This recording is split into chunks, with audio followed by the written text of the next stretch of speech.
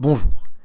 Alors oui, dans le titre de la vidéo, je parle d'un oral de Minpon PC 2016, mais effectivement, cet énoncé, en tout cas le résultat qu'il donne, peut sembler assez classique, assez général pour être tombé dans plusieurs autres oraux, à plusieurs filières et à plusieurs occasions, voilà, et à des années différentes. Mais je sais qu'au moins qu'il est tombé en 2016 en PC à un oral de Minpon, voilà. Soit E muni de ce produit scalaire un espace pré-hilbertien réel, et soit F un endomorphisme de E tel que pour tout x, y appartenant à E, pour tout couple x, y de E carré du coup, eh bien le produit scalaire de x avec y égale 0 implique que le produit scalaire de f de x avec f de y est égal à 0. Donc il y a une histoire de conservation de quoi en fait? De l'orthogonalité en fait. Si je prends deux vecteurs orthogonaux et que je regarde leurs images par f, ça me redonne deux vecteurs orthogonaux. Voilà.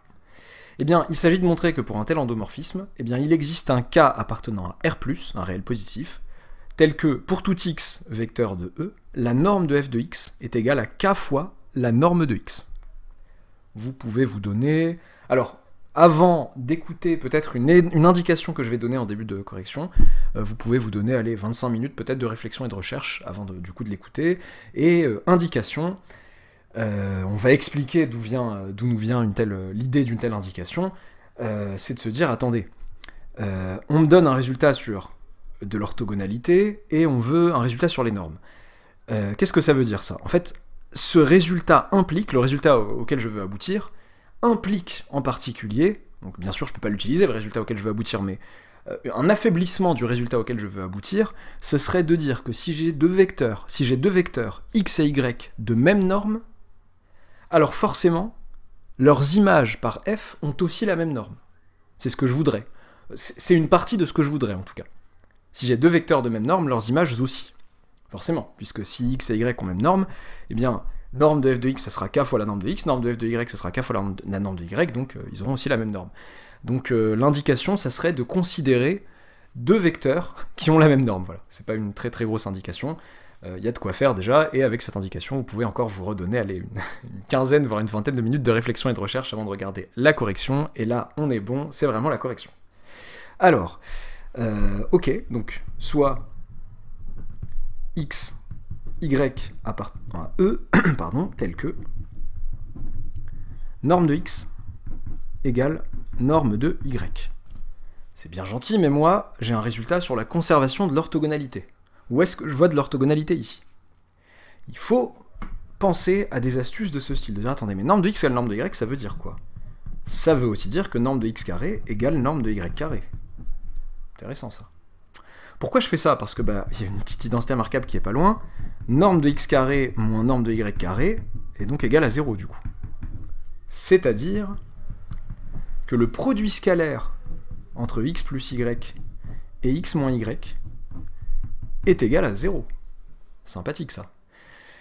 Ça, voir ça comme un produit scalaire, voilà, il faut, enfin, je dis pas que ça sert à tous les coups, mais c'est quand même très utile de se rappeler que ça, j'ai une petite identité marquable. Bon, si je le vois pas, là, enfin, le problème c'est que là, il fallait le voir parce qu'on part de normes, mais de là à là, bon, effectivement, on développe, on joue de la bilinéarité du produit scalaire, on joue de la symétrie du produit scalaire, parce que ça me fait apparaître quoi? Ça me fait apparaître x scalaire x qui me fait norme de x carré, donc, moins x scalaire y, plus y scalaire x, mais comme le produit scalaire est symétrique, bah, ça part, et du coup il reste après moins y scalaire y, qui me fait le moins norme de y au carré.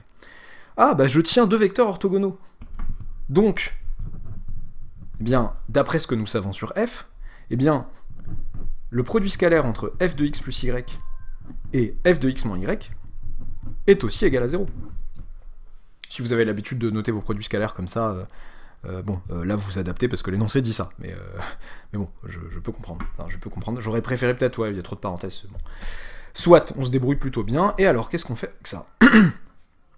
Bon, on peut rester bloqué là, ou alors se dire, bon, rappelons que f est un endomorphisme de E, f est donc linéaire, f est linéaire, donc en fait ce que j'ai à gauche ici, c'est le produit scalaire entre f de x plus f de y d'une part, et f de x moins f de y d'autre part. Ah. Et bah là, avec la même chose que ce que j'ai fait ici, j'obtiens que norme de f de x au carré moins norme de f de y au carré est égal à 0. C'est-à-dire que la norme de f de x au carré, bon, je fais un peu de zèle, égale norme de f de y au carré, et comme les deux normes qui sont là, norme de f de x et norme de f de y sont positives, eh bien, en appliquant la fonction racine carrée, j'obtiens que norme de f de x égale norme de f de y. Ok. On a prouvé quoi à ce stade? Si j'ai deux vecteurs qui ont la même norme, eh bien, leurs images ont aussi la même norme. Ça nous rapproche énormément, sans mauvais jeu de mots, j'y pensais pas, du résultat. Ok, bon, qu'est-ce que je peux... Comment mettre en évidence l'apparition d'un tel cas? Un cas qui serait... qui vérifierait que pour tout x de E, norme de f de x égale k fois norme de x. On pourrait fixer les choses de sorte... Enfin, on pourrait se fixer des vecteurs d'une certaine norme, et ce qu'on fait souvent dans ce genre de situation, on va considérer des vecteurs de norme 1. Mais alors faisons attention, là je pense, j'y ai pensé un peu par hasard, je vais être honnête avec vous, j'aurais très bien pu l'oublier, c'est ce que je vais dire, et je sais pas si beaucoup de gens y feraient attention, parce que c'est vraiment du détail pour enquiquiner, quoi. Si je veux me poser des vecteurs de norme 1 dans mon espace pré-hilbertien réel, donc j'en ai pas parlé effectivement au départ, espace pré je suis parti du principe que voilà, c'était bon le cours, espace pré-hilbertien réel, c'est donc un espace, un R espace vectoriel, de dimension quelconque, muni d'un produit scalaire. Donc pas forcément de dimension finie, ce qui aurait donné un espace euclidien. Ok, personne ne m'a dit que cet espace pré-hilbertien réel n'était pas trivial. Autrement dit, qu'il n'y avait pas juste un vecteur nul dedans, et c'est tout. Auquel cas, il n'y a pas de vecteur de norme 1. Voilà, c'est pas très intéressant comme cas, mais quand même, voilà.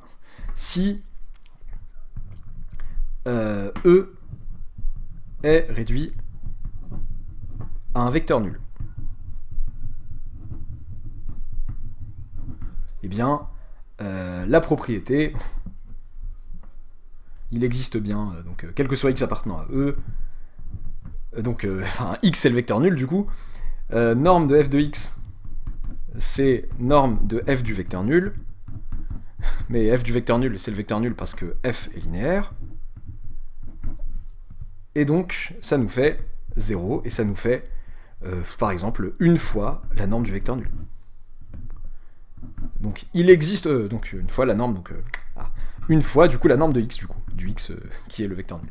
Ok, donc la propriété reste vraie en posant k égale 1 ici. La propriété est bien vraie. Ok, sinon c'est un espace vectoriel de dimension finie ou pas, un R espace vectoriel de dimension finie ou pas, mais au moins égal à 1 quoi. Donc on est assuré qu'il y a forcément au moins il y a des vecteurs de norme 1 dans cet espace vectoriel. Sinon, eh bien, en prenant des vecteurs de norme 1, quel que soit x appartenant à E, si norme de x égale 1, eh bien, comment je vais formuler ma phrase? Ok, quel que soit x appartenant à E, donc on va poser le cas d'abord, il existe un cas appartenant à R+, tel que quel que soit x appartenant à E, si norme de x égale 1, norme de f de x égale k. Pourquoi? Parce qu'on a dit que les vecteurs de même norme avaient forcément des images de même norme. Donc tous les vecteurs qui sont de norme 1 sont de même norme, et donc nécessairement, leurs images sont tous d'une certaine norme qu'on peut appeler k.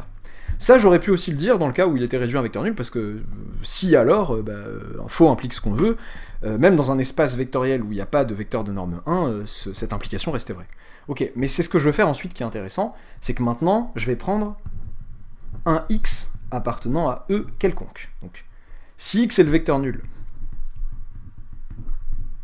on a bien norme de f de x égale k fois la norme de x, donc avec le k qu'on a posé ici. Et sinon, qu'est-ce que j'ai envie de faire? J'ai envie d'utiliser une égalité assez basique, mais qui peut nous tirer pas mal d'affaires dans ce genre de situation, c'est dire que x, c'est x sur norme de x fois norme de x. Ok, mais alors pourquoi je fais ça? Parce que du coup, f de x, c'est par linéarité, donc ça c'est un vecteur de E, et ça c'est un scalaire. Donc par linéarité de f, ça fait norme de x fois f de x sur norme de x. Donc, f linéaire, donc j'ai ça. Ok. Alors voilà, ce qui n'était pas permis, dans le cas où, ouais, effectivement, alors, Je me rends compte d'un truc, c'est que est-ce que j'étais obligé si E est réduit à un vecteur nul? Tout ça reste vrai si E n'est pas réduit à un vecteur nul, parce que c'est quand même du si. Si X est différent de machin... Non, pardon. Je maintiens le fait d'avoir posé ce cas-là, le cas n'a du sens que s'il existe des vecteurs de norme 1. Sinon, le cas, on voit pas de qui il s'agit. Ok, donc j'ai bien fait de traiter ce cas à part. Alors, revenons à nos moutons. Norme de x fois f de x sur norme de x. Avec, je le dis quand même, le vecteur à l'intérieur, il est de norme 1 en fait. Norme du vecteur à l'intérieur qui est x sur norme de x. Par homogénéité de la norme, c'est... Donc là, c'est un vecteur x fois une constante 1 sur norme de x. On sort la constante en valeur absolue, mais c'est une constante positive, donc c'est du 1 sur norme de x qui va sortir, fois norme de x, donc le vecteur qui est resté, et c'est égal à 1. Donc, ça nous fait quoi, ça? Ah, je voulais vraiment pas tourner la page, tant pis. Bon, bah, j'ai tourné la page un petit peu fort, ça a changé la table et le micro. Continuons donc. Donc, qu'est-ce qu'on avait? On avait que... toujours pour le cas où x est différent du vecteur nul, on avait f de x égale norme de x fois f du vecteur x sur norme de x qui était de norme 1, avec la norme de x sur norme de x qui est égale à 1, ok, fort bien.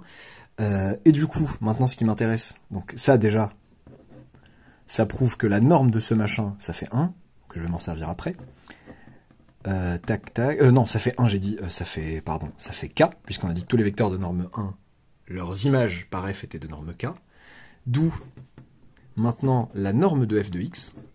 La norme de f de x, c'est la norme de tout ce machin, mais du coup, c'est la norme de, donc je le réécris, norme de x fois le vecteur f de x sur norme de x, par homogénéité de la norme, ça c'est une constante positive, je la sors, ça fait norme de x fois norme de f de x sur norme de x. Ouf. Et ça nous fait norme de x fois k, en fait. Ça nous fait k fois norme de x. On a bien montré